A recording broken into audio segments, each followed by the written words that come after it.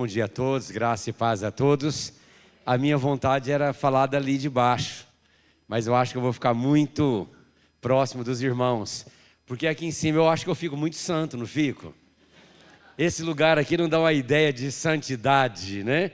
A gente já fala assim, altar, como se altar fosse um lugar mais santo do que qualquer outro lugar no templo.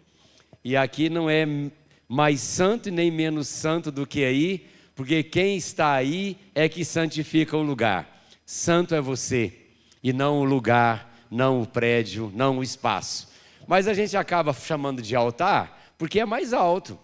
E aí facilita tanto para os irmãos verem quem está falando, e quem está falando também poder ver o rosto de quem está ouvindo. Mas o lugar é o mesmo. Próximo à nossa congregação lá, à nossa igreja, tinha uma árvore, uma gameleira muito grande. E eu sempre falava que seria muito interessante se nós fizéssemos o culto debaixo daquela árvore, e ele não ia ser menos santo do que fazer dentro daquele espaço, chamado igreja, né? A igreja dentro de um prédio santifica aquele prédio. Mas aquele prédio pode deixar de ser igreja um dia e ser qualquer outra coisa. Mas você nunca deixará de ser igreja do Senhor Jesus. A noiva de Jesus, que o pastor falou aqui na frente, não fica viúva. A minha esposa fica. Mas a igreja não fica viúva, porque o marido dela não morreu, ressuscitou. Então pastor, presbítero, não é o marido da igreja. O marido da igreja é Jesus de Nazaré. E ele não morreu, ele vive. Então a noiva não fica viúva nunca. Deixa eu aproveitar o assunto da agora de manhã que eu separei e te fazer uma pergunta. Não tem como você me responder, mas se alguém quiser responder, fica à vontade. Vamos tentar ver se a gente consegue fazer um sermão meio aula ou uma aula meio sermão, para a gente sair daqui não tão cansado, mas edificados pela palavra de Deus. Qual é o melhor crente de testemunho de vida cristã, de vida com Deus, de leitura da palavra? Qual é o melhor crente que você conhece? Você pode falar assim, pastor, pode ser que eu conheci? Pode. E eu poderia até citar, que nós vimos aqui ontem, eu citei dois, né? Dr. Gordon e Dr. James Fanstone. Eles têm muito em comum, mas muito, né? E muito provavelmente foram conhecidos e amigos. Mas qual o melhor crente que você conhece hoje? Você fala assim, aquele crente ali, eu confio nele. Deixa eu dizer por que eu estou fazendo a pergunta. Eu sou um pastor assim bem avivalista. Eu creio em avivamento. Eu creio naquilo que o Simonton trouxe para o Brasil em 1859. Ele pregava isto, ele falava disto. Ele tem uma parte da oração dele que ele fala assim: sinto o meu vazio, o formalismo nas minhas orações, preciso antes de mais nada do batismo com o Espírito Santo. E aqui eu não quero discutir a terminologia que o Simonton usa, traduzida pelo Boanerges Ribeiro. Então não é uma questão aqui pentecostal, é uma tradução feita da oração dele. E ele conclui dizendo assim: preciso antes de mais nada do batismo com o Espírito Santo. Às vezes nós ficamos formais demais, religiosos demais, ou presbiteriano demais, ou batista demais, ou cristão evangélico demais, e assim denominacionalista demais.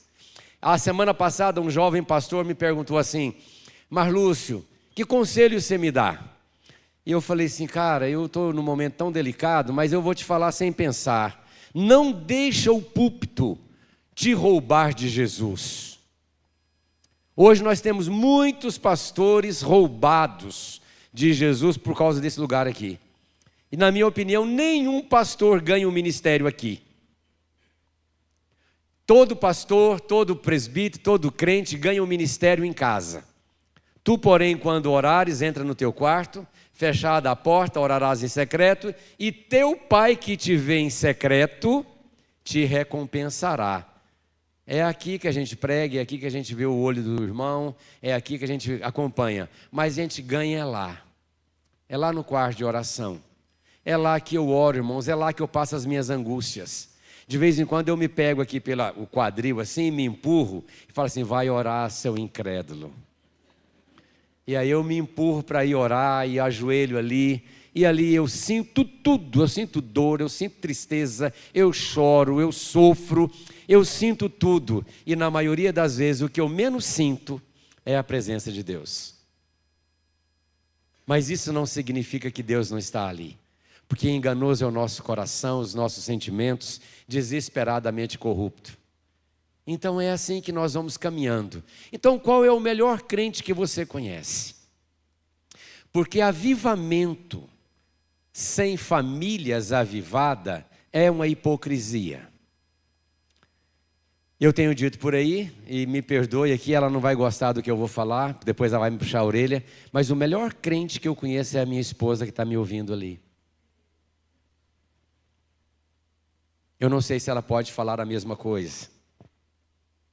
Quem que é o melhor crente que você conhece? Que tipo de conduta ele tem ou ela tem? Porque como pai, como marido, eu tenho muitas coisas para desenvolver. Torneira para arrumar, lâmpada para trocar, educação para... Já passou um pouco da fase, agora tudo adulto, né? Eu tenho muita coisa para fazer como marido, como pai. E esse marido e esse pai ocupam um púlpito. E prega muito bonito. E fala tudo certinho. E aí você vai nos encontros de casais, uma boa parte das irmãs, às vezes pensa assim, se eu tivesse um marido assim. Porque às vezes não tem. Uma boa parte dos homens olha e fala, se eu tivesse uma esposa assim. Meus irmãos, o lugar de ser crente é em casa. Seja marido, seja pai, seja filho, em casa. A igreja tem que ser uma consequência do que se vive lá. Você pode pensar assim, eu não conheço esse pastor, falar isso é muito fácil, né? E é mesmo. Mas o meu filho está aqui me ouvindo e a minha esposa está aqui me ouvindo. E eu tenho muitas falhas, gente. Muito, e eles sabem disso. Mas nós precisamos então pensar nisso. Então, eu não vou falar sobre avivamento hoje de manhã. Mas eu queria convidar você a abrir sua Bíblia no Salmo 1. Ontem eu falei que hoje igreja está sendo tudo, menos igreja. Eu estou ressuscitando alguns sermões aí da década de 90, e um deles que eu quero pregar é sobre por que transformais a minha casa? A minha casa será chamada casa de oração. Para quem? Para todos os povos. Nós temos que fazer assistência social e nós fazemos. Temos uma escola conveniada com o município dentro do prédio lá. Educação, comida, remédio, roupa. A gente procura fazer o máximo que dá. Mas igreja é casa de oração. É aqui que saem pastores, missionários para a obra. É aqui que Deus fala, é aqui que Deus chama. É aqui que Deus fala com um garoto lá, não é medicina não, não é engenharia não. Não é pedagogia não, é missão. Então é aqui, não é lugar de oração. A igreja tem que ser igreja. Tem que ter cara de igreja, cheiro de igreja, jeito de igreja. E quando eu falo igreja aqui é na linha que o pastor falou aqui na frente, tá? Não é prédio. É gente. Gente. O Salmo 1, ele diz assim, bem-aventurado o homem que não anda no conselho dos ímpios, não se detém no caminho dos pecadores, nem se assenta na roda dos escarnecedores. Antes, seu prazer está na lei do Senhor, e na sua lei medita de dia e de noite. Ele é como árvore plantada junto à corrente de águas, que no devido tempo dá o seu fruto, e cuja folhagem não murcha, e tudo quanto ele faz será bem sucedido. Os ímpios não são assim, são, porém, como a palha que o vento dispersa. Por isso os perversos não prevalecerão no juízo, nem os pecadores na congregação dos justos, pois o Senhor conhece o caminho dos justos, mas o caminho do ímpio perecerá. Deixa eu beber uma água aqui.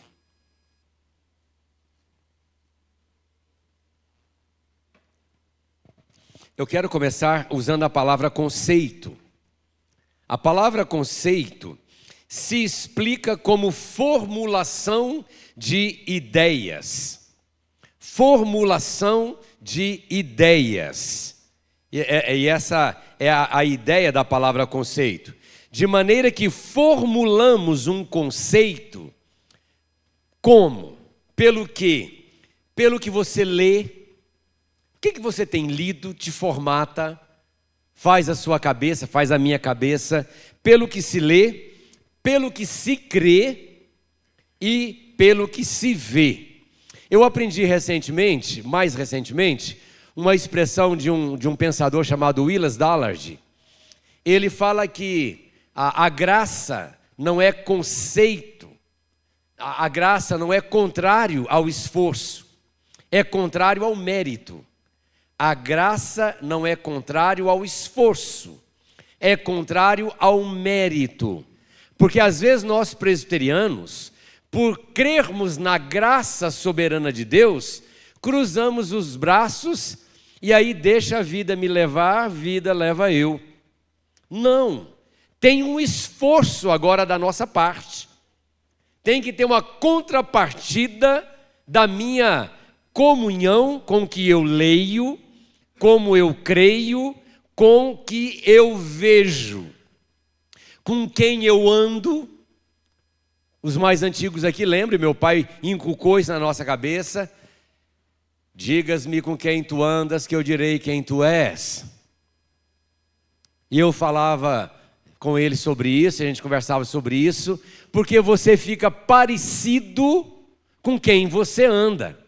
Pedro, quando estava aquecendo lá naquela fogueira, depois que crucificaram Jesus, não falaram, você também é um dele, o seu jeito de falar, o seu jeito de andar, você parece com ele. Não conheço, nunca vi, até que o galo cante. Então você fica parecido com o que você lê, com quem você anda, com o que você ouve. Então, e a palavra conselho é uma advertência que se emite e um aviso que se entrega mediante a um conceito. Então nós temos a palavra conceito e a palavra conselho. Então eu vou emitir uma opinião para você sobre aquele conceito, aquela situação que você pensa e que você acha. Às vezes se pede o conselho e às vezes nós falamos assim, você não me pediu, mas eu vou te dar um conselho. E aí você dá o conselho. A pessoa ouve, acata se quiser ou não. Sobre determinado assunto você vai aconselhar alguém. O Salmo 1, ele escancara, mas de uma forma muito forte, aqui 2 caminhos, seguido por 2 pessoas, 2 tipos de pessoas. E essas pessoas, elas têm caráter, comportamento diferente. Caráter, comportamento diferente. Primeiro que aparece no Salmo é o ímpio. Quem é o ímpio? O ímpio é aquele que não conhece a Deus, nem a vontade de Deus. Eu já fui um ímpio. Ainda que eu tenha sido escolhido antes da fundação do mundo, e só Deus sabia, eu não sabia. Eu era um ímpio. Eu não conhecia Jesus.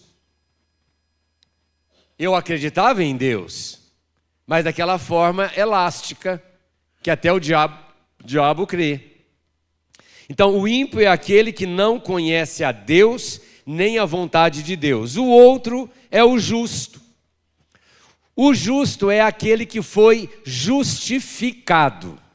A palavra em Romanos diz assim, justificados, pois, pela fé, temos paz para com Deus.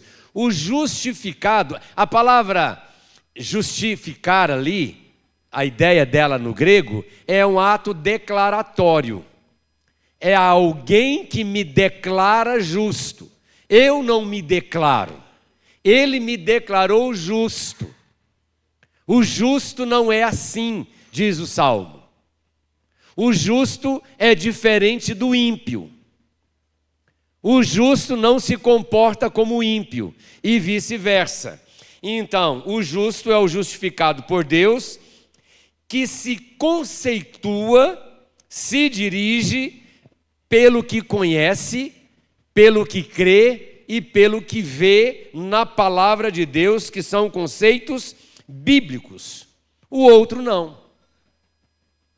Então, quando eu ainda era solteiro, uma menina muito bonita queria me namorar. E ela chegou para mim e deu de cima um bom tempo ali. E eu tinha tudo para namorar aquela moça. Mas ela virou para mim e disse assim: você não vai me namorar só porque eu não sou crente? Eu falei: só. É um só porque que é tudo. Tudo. Se ela fosse de Jesus, estava tudo certo. Mas havia uma distância muito larga, muito elástica, entre ela e eu. Aparentemente, sociologicamente, psicologicamente falando, era bem parecido, era um ser humano, um pecador, com falhas, com erros, mas um tinha sido declarado justo e o outro não. E deixa eu dizer para alguém que pode pensar assim: mas pastor, o senhor podia converter ela. Eu não converto ninguém, gente. Quem converte é o Espírito. E tem muito jovem caindo nessa cilada aí, se dando mal no casamento. Eu já sabia do chamado de Deus.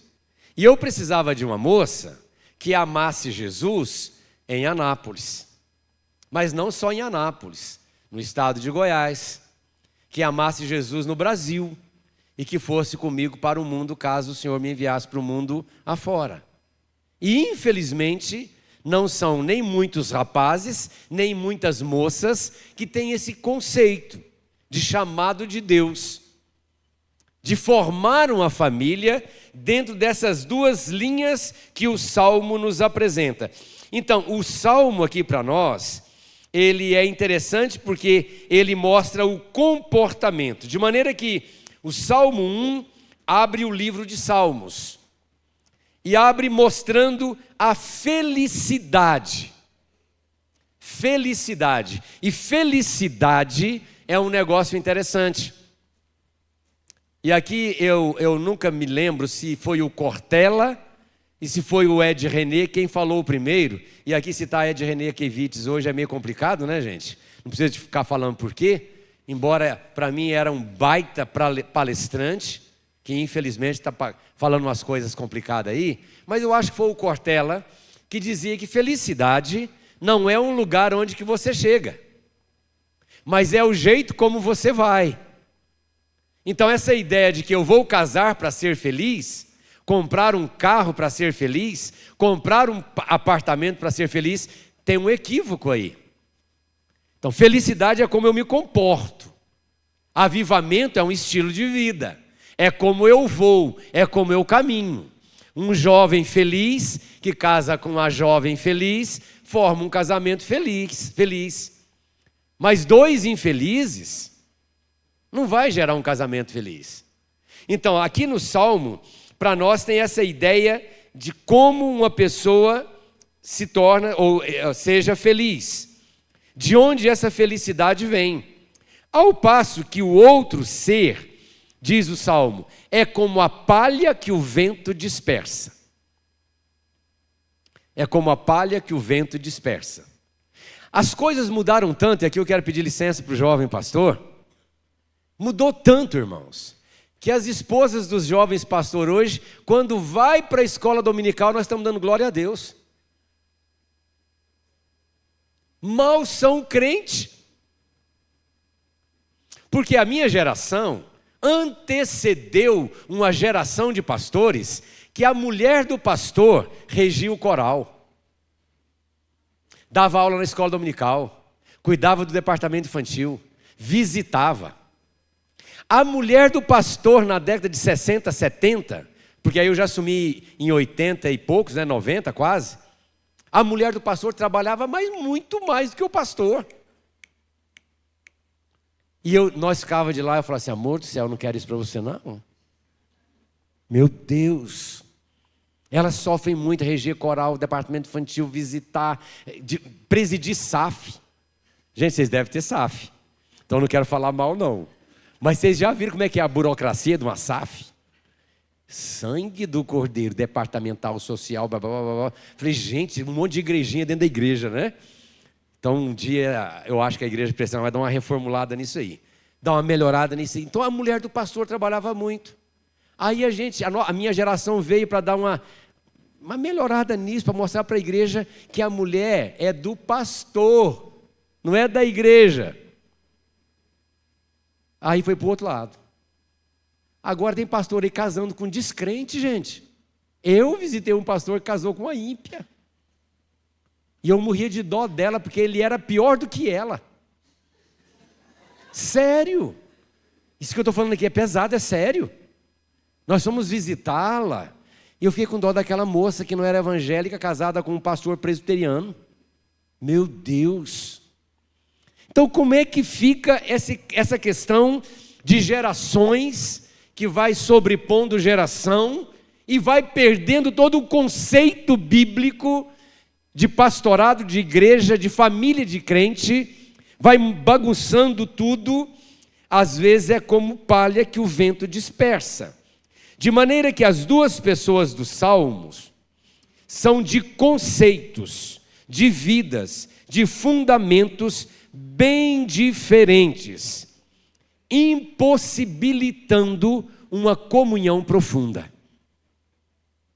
E aqui eu quero pedir perdão, licença, caso tenha algum marido que ainda não é convertido, com uma esposa convertida, isso pode acontecer, né? Casaram-se, um se converteu e o outro ainda não. Então, como é que fica essa comunhão profunda? Porque o ímpio, ele não aceita o conselho do justo. Porque se ele começar a andar no conselho do justo, provavelmente é porque ele já se converteu. Porque ele tem um comportamento diferenciado. Ele tem um jeito diferenciado. O jeito dele falar. Então, o justo, o bem-aventurado, e você pode falar, onde que tem a palavra feliz aí no Salmo, pastor? É a palavra bem-aventurado. Feliz, felicidade. Então, a felicidade aqui do homem, o feliz não anda no conceito do ímpio. Não se assenta, né? Alguém diz que é o salmo do paralítico, né? Não anda, não se assenta. Então, ele é diferente. Justamente porque a sua vida ultrapassou em muito a visão do ímpio. Então, nós, igreja, nós temos coisas muito parecidas com todo mundo. A gente fica nervoso, a gente fica irado, a gente peca. Mas nós somos raça eleita. Nós somos sacerdócio real. Nós somos gente santa. Propriedade exclusiva de Deus. Chamado das trevas para a sua luz. Maravilhosa luz. Fora um pouquinho do assunto aqui, deixa eu te fazer uma pergunta errada. Você pode responder dentro de você. Eu costumo pegar os da frente como bode expiatório e deu ruim para vocês, hein? Vamos fazer uma pergunta errada. Depois eu explico por que está errada. Vou pegar o jovem aqui de barba. Se eu te perguntar assim, o que leva o homem para o inferno, em resumo, você me responde o quê?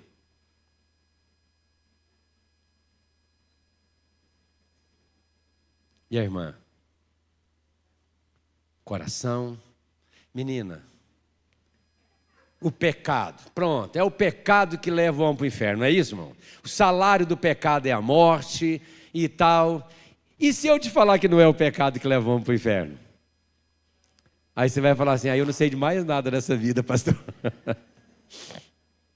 Pensa comigo. Se é o pecado que leva o homem para o inferno, quem é que vai para o céu? Eu não vou, gente, porque eu peco. Por que não é o pecado que leva o homem para o inferno na minha leitura bíblica? E eu acho que presbiteriana, viu? Por quê? Porque o homem não vai para o inferno. Por que o homem não vai para o inferno, pastor? Não, por que o homem no todo não vai para o inferno, o homem ímpio?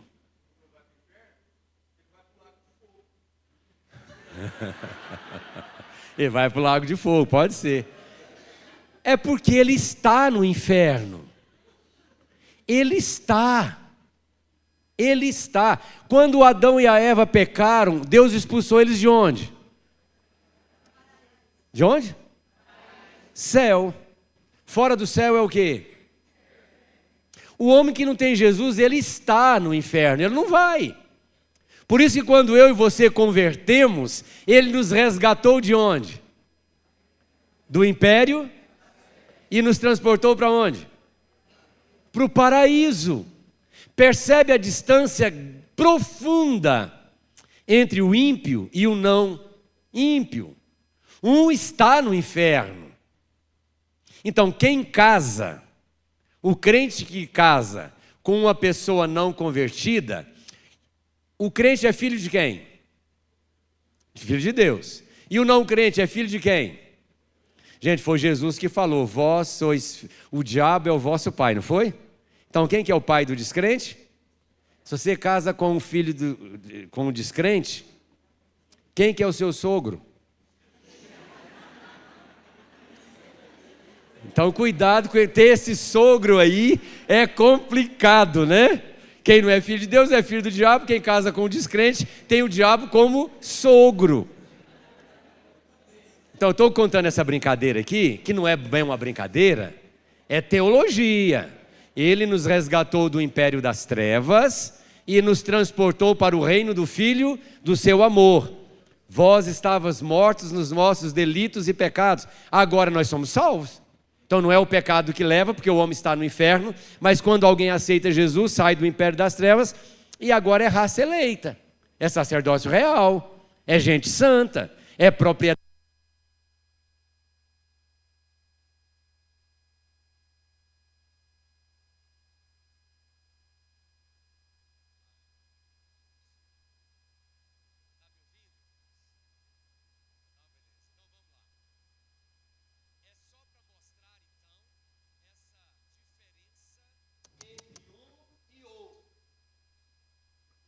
Cuidado então para não cair as meninas jovens. Oh, beleza, vamos usando tudo aqui, né, irmãos?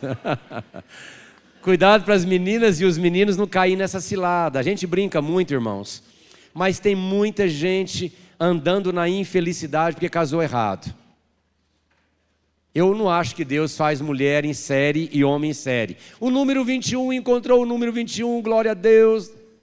Não. Escolhas erradas. Sansão tem um nome lá no livro de Hebreus como herói da fé. A vida dele foi uma desgraça. Fez tudo errado em relação à mulher. A minha esposa estava me contando a história de Salomão. Olha o que Salomão fez. Escolhas erradas. Cuidado para você não escolher o marido errado. Escolha um homem de Deus, uma mulher de Deus, para quem não casou ainda. Pastor, e quem já casou? Não troca. Por favor. Paulo fala que quem tem o esposo ou a esposa descrente, vai orar, porque o descrente é santificado no convívio com o descrente, e aí depois o pastor resolve essa parada com vocês aí, tá? Vai orar e dar bom testemunho. Por isso eu comecei perguntando quem que é o melhor crente. Porque uma mulher avivada na igreja, desculpa as irmãs aqui, a expressão que eu vou usar. Uma mulher avivada na igreja, mas é um animal batizado dentro de casa, dando coice para o lado do vento, não ganha marido não. O homem crente na igreja, e é um cavalo batizado dentro de casa, toma ceia inclusive, não ganha mulher não. Por isso que cristianismo é porta para fora de templo. Porta para fora, lá que eu sou crente, né? Então tá bom, dentro dessa diferença, não perguntei até que hora que eu tenho, mas eu queria falar sobre o bem-aventurado nessa escola dominical.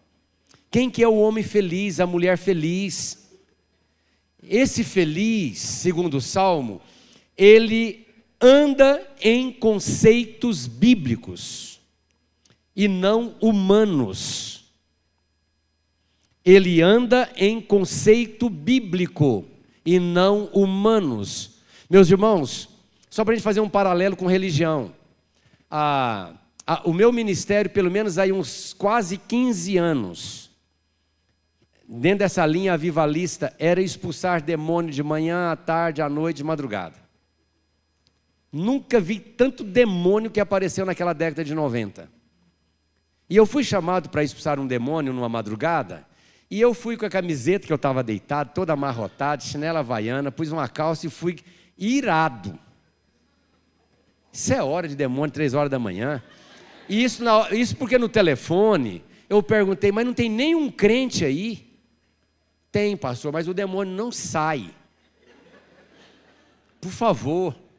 Nós estamos aqui desde as 8 da noite até 3 da manhã, o trem não sai não. Falei, fui lá. Cheguei lá, irmãos, parecia uma festa, lotado de gente, pastor, gente de paletó e gravata, e o negócio, e assim, sem querer criticar, porque eu não gosto de criticar, era uma igreja pentecostal, não era presbiteriano nem batista que estava ali. E eu quis ir embora, porque eu achava que era uma festa. Não, pastor, é aqui mesmo, é aqui mesmo. Aí eu entrei, fui para o quarto, em 1990 e poucos, aí pedi para um monte de gente sair do quarto. Quem que é a mãe e o pai da menina? Sou eu. E uma pessoa atracado com ela, segurando ela. Aí saiu todo mundo, eu falei, gente, por favor, solta a moça. Não, não pode, pastor, se soltar, ela arrebenta tudo aqui. Aí eu estava nervoso, lembra que eu estava virado, né? Estou mandando soltar.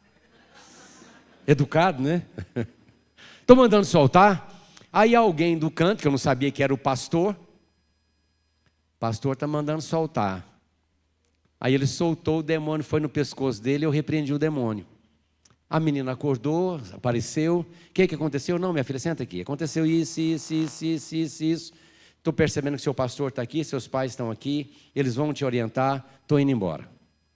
Fui embora, não dei muita atenção. 2, 3 dias depois, aquele rapaz que estava segurando ela chegou na igreja. Pastor, o senhor lembra de mim? Parece que eu já te vi, mas não estou lembrando não. Eu sou bom de fisionomia e péssimo de nome. Eu estava com o senhor antes de ontem, tal dia, segurando aquela menina endemoniada, o senhor chegou lá e expulsou o demônio. Falei, que bom, o que eu posso ajudar? Pastor, eu vim para cá porque eu quero vir congregar aqui. Ué, por quê? Porque lá na minha igreja eu aprendi que só expulsa demônio com paletó e gravata. E lá estava todo mundo de paletó e gravata e o demônio saía. O senhor chegou lá de chinela havaiana, camisa amarrotada, irado, e o demônio saiu. Então eu quero vir para cá para aprender a expulsar demônio. E aí outra coisa, na minha igreja não pode pôr uma camisa de cotton, uma calça de cotton, pode isso, não pode aquilo, tem que andar assim. Eu falei, você quer vir para cá para aprender a expulsar demônio? Porque lá na sua igreja, você anda bem fechadinho, roupa assim? Não, você não vem para cá não. Por quê, pastor? Porque lá tem excesso de roupa e aqui falta roupa. Ver calcinha de mulher e peito de mulher nem me incomoda mais. Depois você vai falar que essa igreja não tem doutrina. Aí a igreja que não tem doutrina expulsou o demônio. E a igreja que tem doutrina não expulsou o demônio. O que é a igreja, irmãos? Como é que a igreja se comporta? É em conceitos bíblicos ou em conceito religioso humano? O Salmo 1 é muito claro ao mostrar que na existência humana, essas duas classes de seres aqui humanos, está classificado entre justo e injusto. O comportamento humano deve ser, de fato, aqui seguir uma das duas direções. E aqui o Dr. Davidson diz que essas duas pessoas seguirão as suas naturezas. De quem é a natureza que você tem? Você tem a natureza de Cristo? Lembra aquela história do sapo? Alguém já contaram essa ilustração do sapo? Que deu uma enchente e o sapo ia passar de um lado para o outro, e o escorpião falou assim, sapo, me leva, cara, eu não sei nadar aqui para você. Eu vou falar para você subir nas minhas costas, eu vou te levar, você vai me picar e eu vou morrer lá no meio. Se eu te picar, eu morro junto também. Então sobe aí. Aí subiu nas costas do sapo, o sapinho está lá nadando para levar o escorpião também, e o escorpião olhava as costas do sapo assim, salivava, né? Aí não aguentou, cravou o sermão no sapo. O ferrão no sapo. O sermão era bom, hein? Cravou o ferrão no sapo. E o sapo deu aquele grito, ai! Aí o escorpião falou assim, desculpa, é a minha natureza. A sua natureza é de escorpião? Ou a sua natureza é de Cristo? É nessa natureza agora que nós andamos, onde os justos seguirão um relacionamento com Deus, seguindo conselho e conceitos bíblicos. Já o ímpio, ele anda em conceitos humano. E aqui nós, que temos profissões variadas na vida, temos que tomar muito cuidado com os conceitos humanistas que a nossa profissão nos apresenta.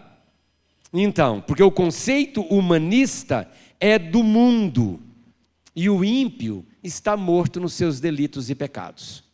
E o crente não. É isso que é igreja, gente. E aqui eu não quero pregar moralismo de roupa, de jeito de usar roupa, jeito de falar, não. Eu só quero mostrar que o nosso princípio agora é bíblico. E a ideia aí de princípio do Salmo 1 é o mesmo do Salmo, se não me engano, 80, verso 8. Que fala lá que a videira vinda do Egito foi transplantada, foi plantada de novo. Nós éramos uma videira ou oliveira brava, que fomos enxertados na oliveira mansa. Nós temos agora a natureza de Cristo. Pensamos diferente, agimos diferente. Eu não tenho que pisar no colega para tomar o lugar dele, o cargo que ele tem. Isso não é coisa de crente. Tende em vós o mesmo sentimento que houve em Cristo Jesus. Então nós vamos andar nesse comportamento, sem pisar em ninguém, sem lesar ninguém, sem roubar ninguém. Então nós fomos tirados de um lugar para outro. Estávamos mortos, não estamos mais. Andávamos de tal maneira, não andamos mais. Irmãos, tem coisa que realmente é Deus é que faz. Aliás, tem coisa não, tudo é Deus é que faz. Mas lembre-se, a graça não é contrário ao esforço, e sim ao mérito. Você não vai me namorar, você não vai transar comigo, a menina de ontem em Brasília teimosa, lembra? Só porque, só porque. Eu sou diferente, o meu conceito é outro, a minha visão é outra. E com isso eu não estou querendo dizer que nós somos os caras, as mulheres. Não, a gente peca, irmãos. Pensamento absurdo passa na minha cabeça e na sua. Aí você repreende. Eu rejeito isso em nome de Jesus, Pai. Você já acordou com uma música do mundo na cabeça? Gente do céu, eu lembrei de uma música do tempo ainda de ímpio. E essa música não saiu da minha cabeça. Eu não vou nem falar essa música aqui porque está no YouTube. Depois alguém no YouTube vai ouvir e falar assim, misericórdia, é o pastor profanando o púlpito, né? Mas eu podia cantar um pedacinho dela aqui. Mas não vou cantar não. Mas uma música do mundo. E eu, para tirar aquela música daqui, e eu tinha que estar cantando outra e cantando outra. Sem falar que lá no início do casamento, eu estou cantando uma música, né? Cantando uma música que eu achava que era crente. E aí a minha esposa olhou para mim assim, amor do céu, o que é isso que está cantando? Eu falei, música de Deus, presta atenção no que você está cantando. Eu falei, meu Deus do céu, eu achava que eu estava cantando uma música evangélica. Então a nossa mente, ela divaga muito. Então para esquecer essa recente, né? E eu comecei a cantar aquela, te amo Deus, tua graça nunca falha, todos os dias eu estou em tuas mãos, desde quando me levanto. Então se nós não nos esforçarmos, nós não andamos na mente de Cristo. Ah, mas eu sou salvo presbiteriano pela graça, então... Aí, irmãos, crente presbiteriano costuma dar um problema. De vez em quando eu faço umas orações doidas lá na igreja, né? Falei, Senhor, permita que o delegado fulano, não vou citar, porque ele é que faz na madrugada a batida para prender os bebum, né? Aqui em Rio Verde eu só vejo notícias de Rio Verde, lá em Anápolis também. Gente, é cada bebum nesses trânsitos aí. Cuidado, o trânsito de vocês é perigoso. Cidade boa, mas o trânsito aqui é perigoso. Eu vou orar para esse delegado pegar uns pastor bebum aí. Meus irmãos, tem uns pastor bebum hoje levando tonel de chope para a churrascaria. Pede tonel de chope. Enchendo a cara. Festa de crente regada a cerveja. Desculpa, eu não aceito isso. Eu não estou dizendo que é pecado tomar um copo de cerveja. Porque a Bíblia não diz que é. Mas e o conselho, e o conceito de justo? E o testemunho? Nós precisamos tomar cuidado. Nenhum alcoólatra se tornou alcoólatra tomando um tonel de chope. Começou com um copinho, com um pouquinho. Cuidado com um pouquinho. Então é esse conceito que nós temos no Salmo, que nós somos tirados de um império para um outro, de um jeito de nos comportar para um outro jeito de se comportar, porque ainda que os justos possam jantar, lanchar com o ímpio, e eu digo deve, eu acho que nós justos devemos sair para jantar, para lanchar com alguém que não tem Jesus. Ah, mas o Salmo não fala para não assentar na roda dos escarnecedores? Não é essa a ideia aí não, irmão. Você pode sair com uma pessoa que não tem Jesus. Uma churrascaria, para uma lanchonete, uma pizzaria, comer com ele. Eu digo que a gente deve, inclusive, sair com essas pessoas. Mas não se assentará em comunhão, em concordância. Eu vou falar um negócio aqui, eu espero não gerar nenhum problema político aqui na igreja, pastor. Mas nós temos um candidato ao STF aí que assinou para matar a criança no útero da mulher. E ele é crente. Ele é evangélico. Se vai passar, eu não sei. Ele assinou o documento quando ele era de tal lugar lá. E agora ele está dizendo que é contra o aborto. Como é que é isso? Nós temos duas caras.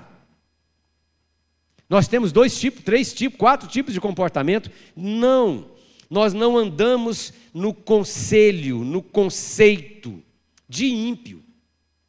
Somos diferentes. Os conceitos do justo têm como fundamento a base bíblica e não na opinião humanista. Não para ganhar ponto para ser colocado numa posição importante. Nós precisamos de mudança, que começa em casa, onde o meu filho, quando bebê, cresceu vendo o pai orando, a mãe orando, lendo Bíblia.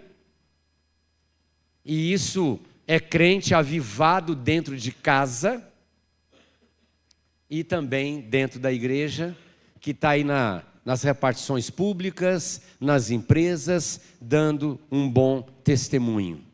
Por isso, o Dr. Kerson diz que o Salmo 1 é um salmo de fé. Por isso, não aceitamos nenhuma prática que fira a palavra de Deus. Nenhuma prática que fira a palavra de Deus praticada por um crente ou por um descrente. Porque quando um crente fere a palavra de Deus, também está errado. Seja ele pastor, presbítero, diácono ou qualquer outra pessoa. Meus irmãos, eu não sei se daria tempo, mas só para citar aqui, o bem-aventurado, ele, em segundo lugar, tem prazer nos conceitos de Deus. Te amo, Deus. Tua graça nunca falha. Todos os dias eu estou em tuas mãos. Desde quando me levanto até eu me deitar, eu cantarei da bondade de Deus. eu amo essa ideia aí do fundamento do verso 2. Diz assim: antes o seu prazer. Onde está o seu prazer? Onde está o meu prazer? Eu saindo da titularidade agora, em 2027, não sou mais titular, se Deus quiser. Onde que eu vou colocar o meu prazer? Gente, pregar é bom demais. Pregar é maravilhoso demais. Mas eu posso pregar no púlpito da igreja e pregar fora do púlpito da igreja. Não é o título que faz uma igreja ter o seu pastor. Título pode-se ter, mas a atitude nem sempre. Então, onde é que está o meu prazer? Aqui, a forma apresentada no verso 1, sobre o prazer do justo, não aparece de forma negativa. Porque lá, está dizendo assim, ele não anda, não faz aquilo, não se assenta, não anda. Mas o verso 2 nos apresenta a antítese do conceito do ímpio. E nem aparece de forma objetiva. Ou seja, os conceitos dos ímpios dá prazer para o ímpio. Para o ímpio. Mas, o do crente, o prazer dele está na lei do Senhor. E na sua lei, medita de dia e de noite. Não quero contrapor aqui algumas coisas, que dá prazer para o ímpio e dá prazer para o salvo. Sexo dá prazer para o ímpio. Sexo dá prazer para o salvo. Dinheiro é bom para o ímpio. E dinheiro também é bom para o salvo. Dinheiro nunca foi pecado. Não é pecado ser rico. Mas se as vossas riquezas prosperam, não ponha nelas o coração. Porque o nosso prazer não está no dinheiro. O dinheiro pode proporcionar prazer? Pode. Na piada aí diz que dinheiro não dá felicidade, mas compra, né? Mas você pode comprar um carro, uma casa, passear, viajar, mas não é aí que está o nosso prazer. Onde é que está o nosso prazer, segundo o Salmo aqui? É interessante porque no dinheiro e em tudo que o dinheiro compra, está o seu prazer? Não. Eu tenho citado aí alguns exemplos, né? E tinha uma ovelha na igreja que em 95 ele ganhava 25 mil por mês. É um salário bom até hoje, não é, gente? Ajuda, né? 25 mil por mês. Então imagine em 95, 94. Todo ano ele trocava o carro da esposa. O carro não chegava a 10 mil quilômetros. Trocava. E um dia ela chorando para mim, para minha esposa, falou assim: eu não quero carro, eu quero o meu marido. Então, dinheiro pode comprar um carro para a esposa, mas não compra a esposa. Pode comprar algo para o marido, mas não compra o marido. Vamos contar uma piada contrária à mulher também, né? Uma piada não, uma história. Chegou uma menina que eu celebrei o casamento, ovelha, e já estava congregando numa outra igreja, mas chegou para mim porque me chama, cresceu lá, e lá eu sou tio pastor, né? Agora eu vovô pastor. Tio pastor, eu vim aqui, ela e o marido. Nós estamos divorciando, isso mais ou menos uns 9 anos depois. Uai, por quê? O que aconteceu? Aí ela começou. Ele adjetivou ele em tudo. E aí ela cansou de falar, parou de falar. A gente já viveu um pouquinho para saber que tem os dois lados, não tem?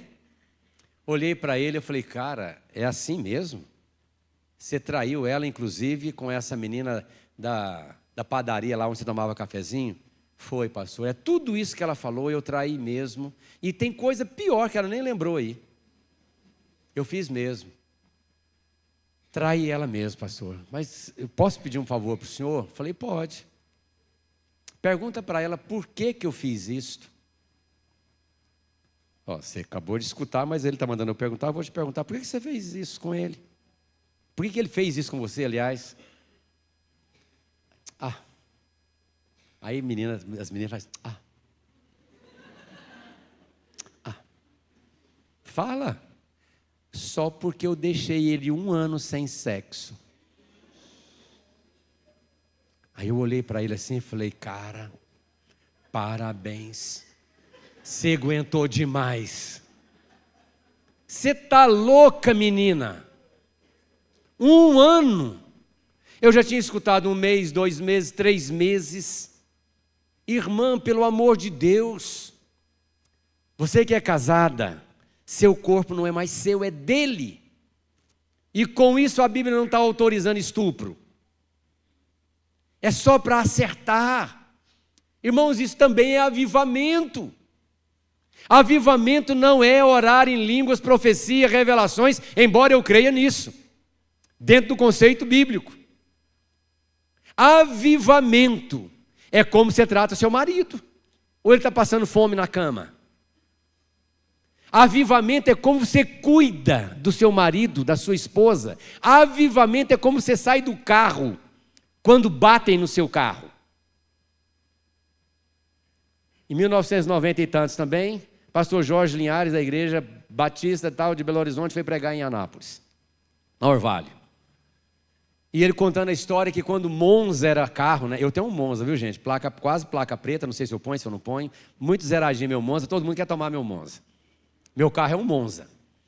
E aí, aliás, a mudança dos meninos foi feita desse Monza para cá na carretinha, né? Passava aquelas Hilux com caminhonete, geladeira zero, aqueles negócios. Eu falava assim, meu filho está indo para a mesma faculdade de vocês. Como é que vocês vão se comportar lá? É diferente. Olha que carrão. E aí, o Jorge Linhares contando que o Monza, quando era carro, um irmão da igreja comprou um Monza, né? GLS. O meu também é. Está lá na porta, no estacionamento. E ele está cantando, e ele esticava o pescoço e olhava o carro. Está adorando a Deus. Terminou o culto, que ele chegou lá, o carro estava todo destruído, arranhado de tampinha de garrafa. Arranharam o carro, tudo. Chegou lá, meu Deus, e alguém dedurou. Quem foi que arranhou? Criança, né, gente? O cara do carro chamou, pastor, por favor, pastor, vem cá, olha isso aqui. Ele tinha orado pelo carro, o pastor. 0. Meu Deus do céu, acabaram com o seu carro. Quem fez isto? Seu filho, pastor. Meu Deus. E ele foi verificar, foi mesmo. E aí o pastor chegou para o irmão e falou assim, meu irmão, pelo amor de Deus, manda pintar, arrumar tudo, eu vou pagar tudo. Eu disse, não, pastor, esse carro é 0, eu quero outro. Esse não me serve mais. Início de ministério, salário quase nada. Como é que o pastor vai dar outro carro agora para o irmão? Era dar hoje o quê? Uma BMW aí para o irmão. Tá bom. Foi para casa orar e pensar, e agora? Passou lá uns 3 dias, o irmão chegou na casa do pastor. Pastor, eu vim aqui pedir perdão para o senhor, não precisa comprar outro carro não. Deus falou comigo que foi Ele que permitiu acontecer aquilo, porque eu estava idolatrando o carro. Isso é avivamento. Como você desce do carro quando bate no seu carro? Como se trata a esposa, como se trata filhos? Meu irmão, por favor, quando a sua criança derramar aquele copo de Coca-Cola na mesa, não grita. Quando quebrar aquele copo de cristal Sica ou Et, caríssimo, não bate nele, não espanca ele porque quebrou o copo, você também quebra. Não estou incentivando a bagunça aqui, não. Conversa, explica. Isso é avivamento. E eu quero caminhar para encerrar, senão eu vou ler meu notebook todinho aqui. Então, o salmista, ele está aqui no verso 2, dizendo, os justos, eles não são assim. Antes o seu prazer está na lei do Senhor, e na sua lei medita de dia e de noite. O salmista está se referindo à vontade de Deus. Esse homem é feliz. No púlpito, a igreja está passando por todas as situações possíveis. Deixo para citar à noite, mas só para citar. A igreja hoje, irmãos, o púlpito hoje está preocupante. E o Seminário Presbiteriano de Goiânia, eu acho que de Goiânia, lançou lá uma cartilha para nós pastores, pelo amor de Deus, tomar cuidado, porque a igreja hoje está sendo pregada por IA. Vou citar de novo à noite. Preciso de um sermão sobre gratidão na linha presbiteriana calvinista. Sermão sai prontinho. Perfeito, irmão, sermãozaço. Eu não preciso de mais inspiração para pregar. Não é mais o Espírito que me inspira. É IA. Sou contra a tecnologia? Não. Então, cuidado, onde que está o meu prazer? Meus irmãos, os sermões, via de regra que eu prego, 90 e tantos % aí, é fruto da minha leitura bíblica, devocional. Leia a Bíblia, pastor. Não deixe o púlpito roubar você de Jesus. A conduta do pregador com quem está ouvindo, esse homem vive o que ele prega. Essa mulher vive o que ela prega. Vamos dar uma puladinha aqui. Então, a minha comida, o meu prazer está nos conceitos de Deus, que vai me nutrir o tempo todo. O verso 3 diz assim: bem-aventurado é como árvore plantada. E estudiosos como o Dr. Kerson, Davidson, Russell Shedd, diz que literalmente é gente transplantada. Nós éramos uma oliveira, fomos tirados e plantados. E agora nós damos fruto no devido tempo. Somos plantados junto a ribeiros de água. Então que a terceira igreja presbiteriana de Rio Verde continue crescendo, plantando igrejas,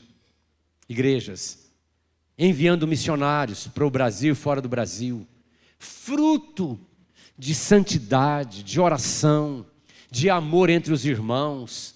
Que Deus abençoe o conselho desta igreja, em unidade. Claro que não é uniformidade, mas na unidade. Que essa igreja continue expandindo, crescendo, para a glória de Deus Pai. São 20 para as 11, nós temos a costela, né, irmãos? Afinal de contas, a gente precisa comer também. Mas como é que está o seu avivamento? Como é que está o avivamento? O presbitério de Anápolis, na década de 90, me mandou para a Argentina. Mandou eu, o pastor Ronaldo Cavalcante, o pastor Altamiro, presbiterianos, para ir lá na Argentina, em Mar del Plata, para ver o avivamento da Argentina. Lá estava acontecendo um grande avivamento. Chegamos lá, percebemos que o que estava acontecendo no Brasil era tão poderoso quanto o que estava acontecendo lá. Mas um colega não presbiteriano chegou em Buenos Aires, pegou um táxi para ir para Mar del Plata, porque não é tão longe, virou para o taxista e fez a seguinte pergunta: o senhor consegue ver, notar algum avivamento cristão aqui na Argentina? O taxista parou o carro, encheu os olhos de lágrimas e falou: o avivamento não está na Argentina, o avivamento está aqui. Quando o avivamento está aqui, o meio percebe o avivamento. Vá para casa uma melhor esposa, um melhor marido, um melhor pai, um melhor filho, um melhor patrão, um melhor empregado, um melhor colega de trabalho, um melhor aluno. Vá para casa bem-aventurado, porque você não anda no conceito dos ímpios, você não se assenta, não anda na orientação dos escarnecedores. Eu repito esse detalhe, irmão, se você puder, saia com a pessoa não crente, lancha com ele, pregue para ele, mas você não tem que praticar o que ele pratica. E para as menininhas solteiras, os meninos solteiros aqui, cuidado, cuidado. Minha esposa está me ouvindo. Ela orou por mim e me esperou 5 anos, irmãos. E como eu sou chorão, eu vou chorar se falar dela. Cheguei na igreja com namorada, jovem. E eu brinco com ela até hoje. Cheguei, ela me viu e ficou simpatizada, né? Ela disse que orava porque pedia para Deus um homem moreno, peludo, do olho verde. E eu falo para ela assim, por que você não falou assim, que não fique careca? Eu não teria, irmãos. A Esther me esperou 5 anos, sem falar nada, sem me chamar para namorar, sem conversar comigo sobre isso. Nunca falou nada. Passaram aqueles 5 anos e eu estava indo para o seminário e eu não a via como possível namorada e esposa. Mas qual era a menina que amava Jesus em Anápolis? Em Goiás, no Brasil e no mundo. Ela está aqui me ouvindo. Estamos fizemos 38 anos, 39? 38 de casamento. Então eu quero morrer conhecendo só essa menina. Vá para casa amando sua esposa. Vá para casa amando seu marido. Vamos fechar os olhos, vamos orar.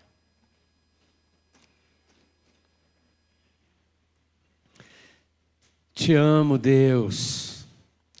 Tua graça nunca falha. Todos os dias eu e meus irmãos estamos em tuas mãos. Perdoa-me, ó Pai, quando eu quebro conceitos, verdades bíblicas. Oh, meu Pai, me dá, ó Deus, o mesmo comportamento que houve nos heróis da fé do passado, naquilo que eles acertaram. Pai amado, que cada um de nós nesta manhã saiamos daqui fundamentados na Tua palavra, olhando para a lei do Senhor, meditando na lei do Senhor de dia e de noite. As meninas e os meninos solteiros, ó Pai, fundamenta eles. Os casados, ó Pai Santo, que as famílias sejam batizadas com poder, com graça, com alegria de casamento, bênção do casamento. Se tem algum papai, alguma mamãe aqui enfrentando luta com filho desviado, traga eles de volta, Senhor. Traga filhos de volta, maridos de volta, esposas de volta. Oh Deus, que as famílias sejam abençoadas aqui na Terceira Igreja, para a glória e honra do Teu nome.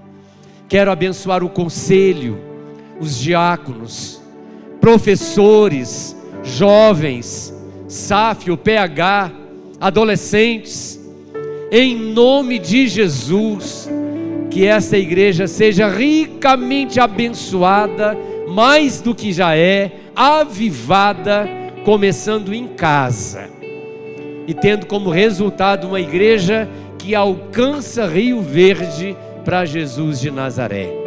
É a minha oração, abençoando o Teu servo pastor titular, auxiliares, congregações e todo o Teu povo, em nome de Jesus. Amém.